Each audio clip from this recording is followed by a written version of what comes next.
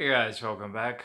The couple of weeks ago, I did my vlogs outside, which I cannot do now because of the self-isolation and everything to stop spreading the virus stuff.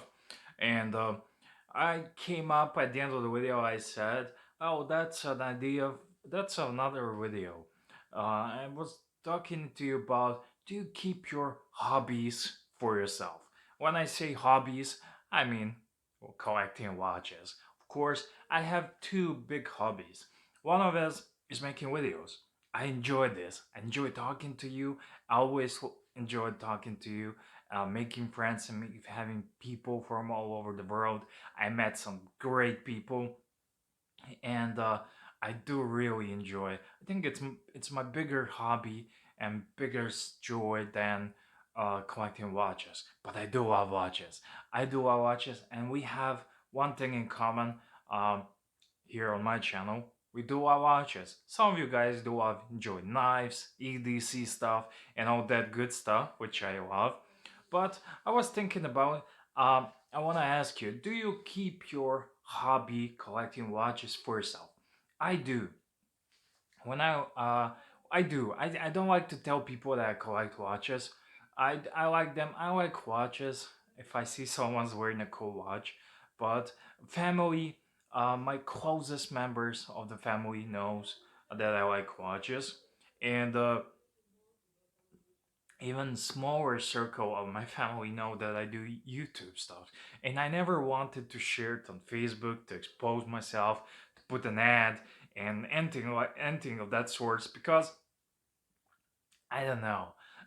People are a bit different when it comes to watches. You say, "Oh, do you have a Rolex?" And you say, "I do. I have."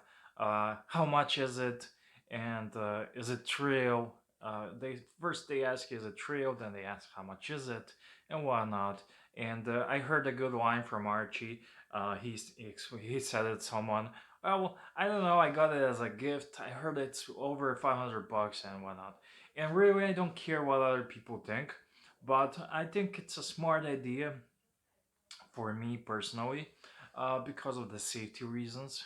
You don't want a lot of people to know that you're wearing expensive watches. People can be nasty, and I grew up. I know a lot of people. I know a lot of bad people, and I grew up in a tough neighborhood. So you're better off not knowing that. So here it's pretty safe for me to wear Rolex because there's a lots of fakes, and everyone assumes it's fake. I was wearing the Breitling. It was my flashiest watch I ever had. It was beautiful, but it got all sorts of attention, and I like everyone likes when your watch gets some attention. Don't get me wrong, I do love it.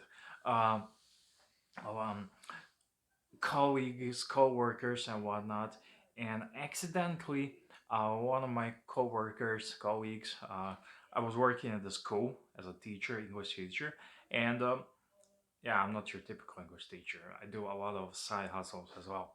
So somehow the watch conversation came out, and I casually mentioned I like watches, and hey, that's a nice one, and it's real. I don't like lying to people, and I casually dropped a reduced number, what amount the Brighton is costing, and she was wow. And immediately she wanted to share it with someone. Can you believe this? This is a watch that costs that thousands. Even when it becomes thousand, it's an issue. So that was my big lesson, and I asked her, please keep it down. Uh, I don't like it. I don't like it. I don't like that kind of attention. I like watches. When I see someone's wearing SKX, I know that person's like watches. When I see someone's wearing Armani, or I don't that person thinks he likes and knows watches, but he does not. Or Daniel Wellington or whatnot. I don't want to mention it all the time, but yeah. So I like to think that our collecting watches is like an insider secret, that when you see someone's wearing a nice reversal, you immediately know that he knows it's a reversal because he likes watches. He likes the brand. Uh, that is not always the case with the Rolex, especially nowadays when everyone wants one. But you want to talk with those kind of people, and you don't want to talk and answer the question, is it real, how much is it, and whatnot, because people get jealous and they can become really nasty. And that's the same thing with YouTube. um, I like to keep it down low, because on YouTube I talk watches, and people, if I become well known around my circles, people will they will learn about the watches and everything. It's a vicious circle, you know how it works. And also they ask you how much money you make on YouTube. That's such a rude question.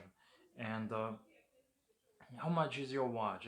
It's very rude. So uh, I I keep it private, down on the low, and I enjoy talking watches with people who love watches, who understand it. I enjoy talking cars with people who like cars, and enjoy people. I had a neighbor. We were casually chatting a while ago, and he said, "Oh, they're giving $500 for a phone. Are they crazy? Whatnot?" And I was having like $1,000 phone in my pocket, and I was agreeing with him. I didn't want to go in an argument because he was my neighbor. He's a cool guy and whatnot, but he's a just a normal average Joe who goes to job, works from 9 to 5, and comes back home, does nothing, goes to job, comes back home, does nothing, and spends his life doing nothing and not loving anything, not having real passions, not having real pursuits and whatnot. And we all know, if you do your watches right, if you like your watches, do your educations, you won't lose money. You can, um, at the best, you can end up making more money, and at the same time enjoy wearing them, talking to them, and belong to a part of a really secret special club that's getting bigger and bigger every day.